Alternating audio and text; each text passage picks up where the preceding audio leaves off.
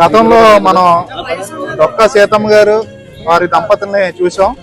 నేడు మన ఆదిత్య విద్యా సంస్థ చైర్మన్ నల్లమిల్లి శేషారెడ్డి గారు, లక్ష్మీరాజ్యం గారు దంపతుల సహకారంతో అన్నపూర్ణేశ్వర్లుగా ఈ రోజున కాకినాడ గవర్నమెంట్ హాస్పిటల్ వద్ద 1500 రోజులుగా ఎక్కడ ఆగకుండా ఎండైనా వానైనా చల్లులైనా సరే చేయూత సభ్యుల సహకారంతో మరి ఈ రోజున ఆదిత్య విద్యా సంస్థల చైర్మన్ గారు లక్ష్మీరాజ్యం గారు మరి వారి యొక్క దాతృత్వంతో మరి మనం 1500 రోజులుగా ఇక్కడ గర్భిణీ స్త్రీలకి అలాగే వారు కూడా వచ్చే రోగుల సహాయకులకి అన్న వితరణ కార్యక్రమం అనేది చేపట్టడం జరుగుతుంది.